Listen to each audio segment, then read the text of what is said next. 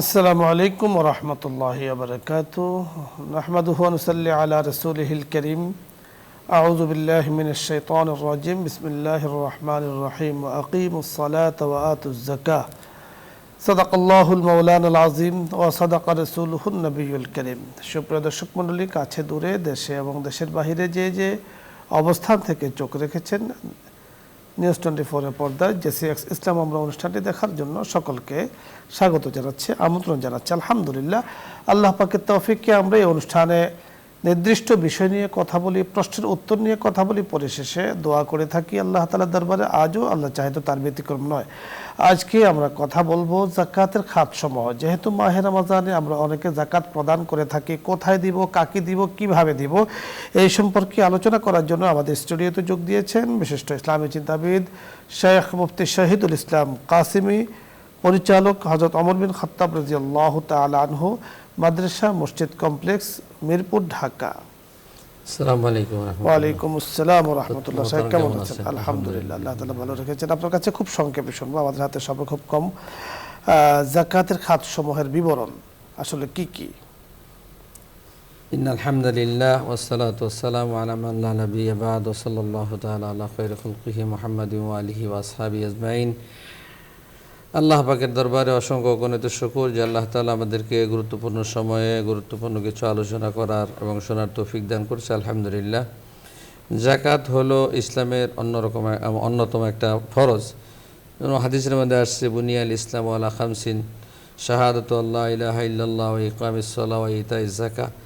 তার মধ্যে 3 নম্বরটা বলা হয়েছে জাকাত। তো জাকাত ফরজ, সেটাকে মানতে হবে, বিশ্বাস করতে হবে এবং কোরআন হাদিসের দ্বারা কয়েকটা দলিল দ্বারা প্রমাণ। যদি জাকাতকে কেউ অস্বীকার করে তার ঈমান থাকবে না। এখন কথা হচ্ছে, তো এই জাকাত আমি কাদেরকে দিব, জাকাত কাদের মাধ্যমে আমরা সেটা বন্টন করব। আল্লাহ তাআলা বলে দিয়েছেন ইন্নামাস সাদাকাতু লিল ফুকারা ওয়াল মাসাকিন ইলা আখিরিল আয়াত। আল্লাহ তাআলা বলেন যে জাকাত এবং ফিতরা, ফকির, মিসকিন, দুইটা শব্দ আনা হয়েছে, একটা ফকির একটা মিসকিন। ফকির আর মিসকিনের মধ্যে একটু পার্থক্য আছে। মিসকিন বলা হয় যার কিছুই নাই, একেবারে সর্বস্ব হারা। ফকির বলা হয় যার সে জাকাতের উপযুক্ত না বা কিছু সম্পদ আছে, তাকে ফকির বলা হয়। সেও জাকাত খেতে পারবে, তাকেও জাকাত দেওয়া যাবে। এরকমভাবে মুসাফিরকে জাকাত দেওয়া যাবে, মুজাহিদকে জাকাত দেওয়া যাবে, যারা ঋণগ্রস্ত তাকে জাকাত দেওয়া যাবে, যারা উপরে আগের যুগে প্রথা ছিল গোলাম যদি তার চুক্তিকে পূরণ করার জন্য তাকেও জাকাত দেওয়া যাবে। এভাবে জাকাতের খাতগুলোকে ভাগ করা হয়েছে। তো এর ব্যতিক্রম, আমরা যখন জাকাত দেওয়ার সময় আমাকে খেয়াল করতে হবে যে আমার জাকাতটা কোথায় দিচ্ছি, কি কাজে ব্যয় হবে, কিভাবে ব্যয় হবে। কারণ এক হাদিসের মধ্যে আছে লা ইয়াকুলু তুআমুকা ইল্লা তাকি, তোমার খাবার যেন, তোমার অর্থ যেন মুত্তাকিনদের হাতে পড়ে, মুত্তাকিনদের পেটে যায়। কারণ মুত্তাকিনরা যখন তোমার দান পাবে, অনুদান পাবে, তখন এই অনুদানের মাধ্যমে সে ইবাদতে অনুপ্রেরণা পাবে, ইবাদত বেশি করবে এবং ইবাদত করবে। এর দ্বারা একটা এক্সট্রা সওয়াব পাওয়া যায়। এই জন্য আমার জাকাত দেওয়ার সময় আমাকে দেখতে হবে যে আমি জাকাতটা কোন জায়গায় দিচ্ছি, কীভাবে দিচ্ছি। আমি একেবারে জানি যে ওই লোকটা ওই ধরনের বিভিন্ন পাপাচারে যুক্ত এবং টাকাটা দেওয়ার পরেই সে হয়তো জুয়া খেলাবে, জুয়া খেলাবে, মদ খাবে, ইত্যাদি করবে। এই ধরনের জায়গায় এই জায়গাগুলোকে অ্যাভয়েড করা, পরিহার করা দরকার। এদের শিক্ষা দেওয়ার জন্য আমরা যদি এদেরকে দিয়ে প্রশ্রয় দিই, তাহলে দেখা যাবে যে আমি তার খারাপ কাজে সহযোগিতা করলাম। এই জন্য যখন জাকাত আমি দিব, ফিতরা যখন দিব, তখন আমি খেয়াল করব যে একজন ভালো মানুষের কাছে আমি দিচ্ছি কিনা। এবং অনেক সময় দেখা যায় সমাজে অনেক মানুষ আছে গরিব, কিন্তু চাইতে পারে না, প্রেস্টিজ বা সামাজিকতার কারণে সে চাইতে পারে না। ওই মানুষগুলোকে চমৎকার আপনি বলছিলেন। দর্শক মণ্ডলী, আজকে জাকাতের খাত নিয়ে আমরা কথা বলছিলাম। জাকাত আত্মীয় স্বজনের মধ্যে দেয়া যায় যদি গরিব হয়, এবং আত্মীয় স্বজনের মধ্যে দেওয়াটাই উত্তম। বলা হয়েছে যে জাকাতের মালকে যিনি যে শহরে বাস করেন ওই শহরে বিলি করে দেওয়াটাই উত্তম। কিন্তু আত্মীয় স্বজন যদি দেশে গ্রামে গঞ্জে গরিব থেকে থাকে, তো তাদের জন্য শহর থেকে সেখানে দেয়া যাবে, কোনো সমস্যা নাই। এছাড়া জাকাতের ক্ষেত্রে বলা হয়েছে বিনা প্রয়োজনে স্থানান্তরিত করা, নকল করা ওলামায়ে কেরামের অনেকেই মাকরু বলেছেন। তাই আমাদের দেশের মধ্যে অনেক সময় অনেক মানুষ আছে যাদের আত্মীয় স্বজনের মধ্যে হোক অথবা পড়শির মধ্যে হোক অথবা আমার পরিচিতের মধ্যে হোক, এরা কিন্তু হকদার বেশি জাকাতগুলো দেওয়ার জন্য। জাকাতের ক্ষেত্রে আমরা প্রায় যে বিষয়টি আরজ করে থাকি, জাকাত দেওয়ার ক্ষেত্রে আমি ভালোটা দেব এবং একজন মানুষকে ওই জিনিসটা দেব যাতে তিনি সেটা ব্যবহার করতে পারেন, ন্যূনতম প্রয়োজনকে পূরণ করতে পারেন। এমন জিনিস আমি তাকে দিলাম যা তিনি ব্যবহার করতে পারলেন না, মানুষের জানলো আমি জাকাত দিয়েছি, জাকাতের কাপড় দিয়েছি, পোশাক দিয়েছি, আসলে যাকে দিচ্ছি তিনি ব্যবহার করতে পারছেন না, তো এর দ্বারা মানুষকে দেখানো হলো মূলত আল্লাহ পাকের সন্তুষ্টি এর দ্বারা পাওয়া বড়ই মুশকিল হয়ে যাবে। এজন্য অবশ্যই জাকাতের মাল আমি যখন দিব অবশ্যই আমরা সেই হিসেবে ভালোটা দেখে সুন্দরটা দেখে ইনশাআল্লাহ জাকাতের মাল আমরা যথাযথ খাতে আদায় করব ইনশাআল্লাহ। এই নিয়ে আরও কথা বলবো, আপনারা শুনবেন। তবে সময় হয়েছে ছোট্ট একটি বিরতির, আশা করছি সাথেই থাকবেন। আসসালামু আলাইকুম রহমতুল্লাহ বারাকাতুহু। সুপ্রিয় দর্শক মণ্ডলী, বিরতির পর আমরা ফিরে এসেছি জেসিএক্স ইসলাম আমরা এই অনুষ্ঠানে। আমরা আলোচনা করছিলাম জাকাতের খাত নিয়ে, জাকাত কাদেরকে দেব, জাকাত কখন দেব, এ সম্পর্কে আমরা আলোচনা করেছি গতকালকেও, আজও আলোচনা করছি যে যখন আমার সম্পদটা আমার নেশাব পরিপূর্ণ হবে, 1 বছর হবে, তার উপরে বছর পূরণ হবে এবং নেশাবের অতিরিক্ত যে পয়সাটা থাকবে অর্থাৎ প্রয়োজনের অতিরিক্ত যে পয়সাটা থাকবে আর সেটাও নেশাব পরিমাণ হয়, তার উপরে জাকাত দিতে হয়। জাকাত দিতে হয় স্বর্ণের, জাকাত দিতে হয় রূপার। এবং জাকাতের ক্ষেত্রে স্বর্ণ রূপাকে অনেকেই ফুকাহায়ে কেরাম সেটাকে মাধ্যম ধরেছেন, এবং যে 52.5 তোলা রূপা এবং 7.5 ভরি স্বর্ণ যদি কারো কাছে থাকে তার উপরে জাকাত ওয়াজিব। ফুকাহায়ে কেরাম এখানে একটি কথা বলেছেন যে ফকিরের উপকার বেশি পাবে যে নেশাব ধরলে সেই নেশাবটাই ধরতে হবে। এই ক্ষেত্রে রূপার নেশাব ধরলে অনেকে কিন্তু পরিমাণটা একটু বেশি পায়। তাই আজকে আমরা জাকাতের খাত সময় নিয়ে আরও কথা বলবো। শেখ, আপনি একটু বলেছিলেন যে আল্লাহ তাআলা পবিত্র কোরআনে কারিমে বলেছেন মুআল্লাফাতে কুলুব। মুআল্লাফাতে কুলুব বলতে আসলে কি বোঝানো হয়েছে? অর্থাৎ অমুসলিমদেরকেও দেওয়া যাবে ওদেরকে ইসলামের দিকে ধাবিত করার জন্য। হ্যাঁ, সে অমুসলিম, আপনার সাথে সম্পর্ক আছে এবং সে বলা হয় খুবই জরুরতগ্রস্ত বা বিপদগ্রস্ত বা তার প্রয়োজন, এই সমস্ত মানুষদেরকে মানে ইসলামের দিকে আকৃষ্ট করার নিয়তে ওদেরকে দেওয়া, যেন আস্তে আস্তে আপনার অনুদান পেয়ে আপনার মানে বলা হয় সহযোগিতা পেয়ে সে ইসলামের প্রতি বা ইসলামের রীতিনীতি দেখে যেন ইসলামের প্রতি আকৃষ্ট হয়। এদেরকে বলা হয় মুআল্লাফাতুল কুলুব বলা হয়। এটি ইসলামের প্রথম জমানায় ছিল, বিশেষ করে দুআফায়ে মুসলিম যারা নবমুসলিম হয়েছে, যাদের অর্থনৈতিক অবস্থা দুর্বল ছিল, তাদেরকেও কিন্তু মুআল্লাফাতে কুলুবের জন্য তাদেরকে জাকাতের অর্থ দেওয়া তখন কিন্তু বৈধ ছিল। আরও কথা শুনবো আপনার, যাবো দর্শকদের কাছে। দর্শক মণ্ডলী, যিনি এই সময় কানেকশনে এসেছেন আপনার কথা শুনবো। আসসালামু আলাইকুম রহমতুল্লাহ। দর্শক নাম বলে পরিচয় দিয়ে প্রশ্ন করুন। আসসালামু আলাইকুম।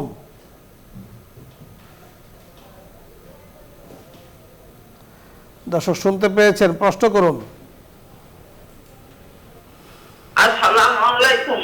ওয়ালাইকুম আসসালাম। ওয়ালাইকুম আসসালাম ওয়া রাহমাতুল্লাহ। আচ্ছা, আমার ছোট বোন, সব ছোট বোন, আমার 12.5 বছরের ছোট, সে অ্যাক্সিডেন্ট করে মারা যায়। মারা যাওয়ার পরে ও নাকি কিছু লোক নিয়েছিল, আমি ঠিক জানি না, আমি বলতে পারবো না, চাকরিতে ছিলাম। তারা কইলো আমি সব মিলা ওই জাকাতের টাকাটা আমি 26,000 টাকা দিলাম, ওরা ব্যাংকের থেকে লোন নিয়ে ওটা দিল। সবাই কইলো যে এই টাকা যদি না দেওয়া যায় তাহলে ওদের বলে জেল হয়ে যাবে।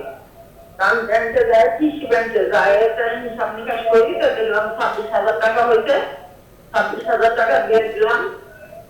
আর কালকে 500 টাকা দেখি আর আরেকজন আরেকটা আমার প্রশ্ন হচ্ছে চাষি, তাদের দিকে আমি 400 টাকা, আমার কি জাকাত হইছে? জি ধন্যবাদ। আমরা আপনাকে জানিয়ে দিচ্ছি, আপনার ছোট বোনকে ইন্তেকাল করেছেন, বুঝতে পেরেছেন বিষয়টি। জি, ওনার ঋণ পরিশোধ করে আমরা একটু আগে বলেছি যে যারা ঋণ পরিশোধ করার জন্য দেওয়া যায়, এবং মাদ্রাসা দিয়েছে আলহামদুলিল্লাহ, আরেকজনকে দিয়েছে আলহামদুলিল্লাহ। এখন দেখতে হবে আপনার কি পরিমাণ জাকাত আসছে। হ্যাঁ, দেখা যেত আপনি মিলে হলে 26,000 বা 27,000, কিন্তু আপনার জাকাত আসছে 50,000। এর ভিতরে যদি আপনি 26,000 দিয়ে থাকেন, তাহলে বাকি আরো 24,000 টাকা আপনার কাছে রয়ে গেছে, ওইটা হিসাব করে দিতে হবে। হ্যাঁ, মানে সম্পদ আপনার যতটুকু আল্লাহ পাক আপনাকে দিয়েছেন, আপনার কাছে ঐচ্ছিক আছে, সেটাকে পুঙ্খানু হিসাব করে জাকাত দিতে হবে। কেউ যদি ঋণগ্রস্ত থাকে, তো ঋণগ্রস্ত তাকে সহযোগিতা করার জন্য জাকাত দেওয়ার বিধান করে আছে। পরের দর্শক, জি আসসালামু আলাইকুম রাহমাতুল্লাহ। ওয়ালাইকুম আসসালাম, আমি নজরুল হুসেনের সাথে কথা বলতে চাই। জি বলুন। ওয়ালাইকুম আসসালাম ওয়া রাহমাতুল্লাহ। প্রশ্ন করুন। হুজুর, আমার প্রশ্ন হচ্ছে, আমরা আপনাদের আউলে মাঝে আমরা সমন্তভাবে একটু আদায় করি, জামাতের মসজিদের যারা কমিটির দায়িত্ব আছে তারা সম্মিলিতভাবে ভিতরে আদায় করি। 2 নম্বর কথা হলো এই যে আপনার ভিতরে বা জাকাতের কোন অংশ কি মসজিদ বা মাদ্রাসা ঘরে লাগানো যাবে কিনা? জি ধন্যবাদ আপনাকে, আমরা বুঝতে পেরেছি আপনার কথাগুলো, বুঝতে পেরেছেন। প্রথম প্রশ্নটা খুব একটা বুঝতে পারি না। দ্বিতীয় যে প্রশ্ন, জাকাতের অর্থ মসজিদ অথবা মাদ্রাসা নির্মাণে ব্যবহার করা যাবে কিনা? না, এটা তো যাবে না। মসজিদ বা মাদ্রাসার নির্মাণের কোনো কাজে লাগানো যাবে না। এটা গরিব মিসকিনদের হক, তাদেরকে দিতে হবে। জি, আমরা এতটুকু আপনাকে পরিষ্কার বলতে চাই, ফোকাহায়ে কেরাম যেভাবে লিখেছেন, মসজিদ নির্মাণ, মাদ্রাসা নির্মাণ অথবা মসজিদ মাদ্রাসায় যারা আছেন স্টাফদের বেতনে জাকাতের অর্থ ব্যয় করা যাবে না। এদের একেবারে সন্দেহাতীতভাবে এই অধিকারটা হলো এতিম, গরিব, মিসকিন, অনাথ, যাদের যে খাত সম্পর্কে আমরা একটু আগেই বলেছি, এই খাতের মধ্যে আপনার জাকাতটা দিতে হবে। খাতের বাহিরে যাওয়ার কিন্তু কোনো সুযোগ নেই। পরের দর্শক, আসসালামু আলাইকুম। প্রশ্ন করুন। জি আসসালামু আলাইকুম। ওয়ালাইকুম আসসালাম। জি, এখন যারা বাংলাদেশ থেকে রোজা রেখে সৌদি যাবে, তারা কখন ইফতার করবে এবং কবে ঈদ করবে? ধন্যবাদ আপনাকে, অনেক চমৎকার গুরুত্বপূর্ণ একটি প্রশ্ন আপনি করেছেন, মোহতারাম, বুঝতে পেরেছেন। জি, মুসাফির বলে একটা কথা আছে। মুসাফির যখন বাড়ির থাকে তখন এক হুকুম, বাইরে গেলে আর এক হুকুম। এখন যখন সে চলে গেছে, ওই দেশের রীতি অনুযায়ী সে ওইখানে যাইয়া ঈদ করবে এবং রোজা শেষ করবে ওখানে। রাইট, সুন্দর বলেছেন। মুসাফিরের জন্য তো অনেক সুযোগ আছে। যখন যে দেশে আপনি থাকবেন তখন সেই দেশের হুকুমই আপনাকে মেনে চলতে হবে। ধন্যবাদ। যখন ওই দেশে যখন ঈদ হবে সে ঈদ পালন করবেন, যখন আবার ওই দেশে মানুষ এই দেশে আসবে, এই দেশে যখন ঈদ হবে এই সময় ঈদ পালন করবেন। ধন্যবাদ শাহেখ আপনাকে। দর্শক মণ্ডলী, আপনাদের সকলকে ধন্যবাদ জানাচ্ছি। আজকের এই সুন্দর আয়োজনে আপনারা শরীক হয়েছেন, বড় চমৎকার প্রশ্ন করেছেন, অনুষ্ঠানের সাথে যুক্ত ছিলেন। আল্লাহ রাব্বি কারীমের তৌফিক কামনা করছি। আগামী প্রোগ্রামে যেন আল্লাহ তাআলা আমাদেরকে থাকার তৌফিক দান করেন। আজকে আর নয়, দোয়া হবে, দরুদ ইস্তিগফার পাঠ করি। আল্লাহুম্মা সাল্লি আলা সাইয়্যিদিনা ওয়া নাবিয়্যিনা ওয়া শাফিঈনা ওয়া হাবিবিনা মাওলানা মুহাম্মদ সাল্লাল্লাহু আলাইহি ওয়া আলা আলিহি ওয়া আসহাবিহি ওয়া বারাকা ওয়া সাল্লাম। আস্তাগফিরুল্লাহ রাব্বি মিন কুল্লি যামবিন ওয়া আতুবু ইলাইহি। لا حول ولا قوة إلا بالله العلي العظيم. الحمد لله رب العالمين، والصلاة والسلام على أشرف الأنبياء والمرسلين. ربنا ظلمنا أنفسنا وإن لم تغفر لنا وترحمنا لنكونن من الخاسرين. ربنا لا تزغ قلوبنا بعد إذ هديتنا وهب لنا من لدنك رحمة إنك أنت الوهاب اللهم إنا نسألك الجنة ونعوذ بك من النار اللهم ارزقنا مغفرتك اللهم ارزقنا مغفرتك اللهم ارزقنا فضائل وبركات رمضان رب ارحمهما كما ربياني صغيرا আয় মাওলা করিম মেহেরবানি করে আমাদের দুরুদ ও সালামের হাদিয়াটুকু সোনার মদিনায় পৌঁছাইয়া দাও আয় আল্লাহ মেহেরবানি করিয়া আমাদের জিন্দেগীর तमाम গুনাহ মাফ করিয়া দাও আয় আল্লাহ তোমার দরবারে আসছি আল্লাহ মাগফিরাতের দিনে রমজানের সময় আয় আল্লাহ ইফতারের পূর্ব মুহূর্তে মাওলা আয় আরহামার রাহিমিন তুমি দোয়া কবুল করো আয় আল্লাহ এই মুহূর্তে আমরা তোমার দরবারে হাত তুলেছি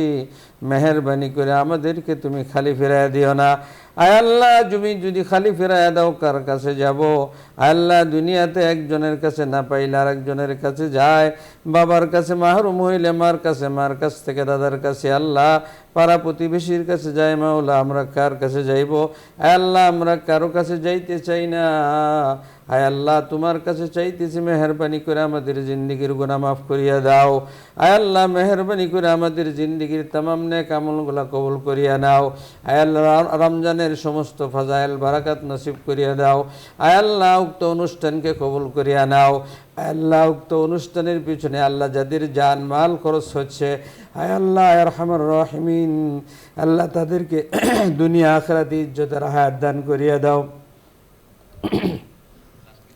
আয় আল্লাহ তাদেরকে দুনিয়া আখিরাতে ইজ্জতের হায়াত দান করিয়া দাও আয় আল্লাহ বসুন্ধরা গ্রুপকে কবুল করো আয় আল্লাহ চেয়ারম্যান সাহেব আল্লাহ তাদের আত্মীয় স্বজন যারা আছে মাওলা সবাইকে হায়াতের তৈবা দান করিয়া দাও আল্লাহ কামাই রুজিতে বরকত দান করিয়া দাও আল্লাহ তাদের পিতৃ বা মাতৃপুরুষ যারা খবর দেশে আছে মাওলা মেহেরবানি করে তাদের কবরকে জান্নাতের বাগান বানায় দাও আয় আল্লাহ আমরা যারা হাত তুলেছি অনেকেরই মা নাই বাবা নাই আয় আল্লাহ মা বাবা হারা সন্তানরা হাত তুলেছে মেহেরবানি করিয়া তাদের কবরকে তুমি জান্নাতের বাগান বানায় দাও আয় আল্লাহ রমজান মাস আল্লাহ তোমার কাছে আমরা চাইতেছি আল্লাহ আমাদের সন্তানগুলাকে তুমি দ্বীনের জন্য কবুল করিয়া নাও আল্লাহ এদেরকে দ্বীনদার পরহেজগার মুত্তাকি বানায় দাও আয় আল্লাহ সুস্থ স্বাস্থ্যের আল্লাহ সুস্থতার মাওলা সুস্থতার রিজিক আমাদেরকে নসিব করিয়া দাও وصلى الله تعالى على خير خلقه محمد وآله وأصحابه أجمعين آمين برحمتك يا أرحم الراحمين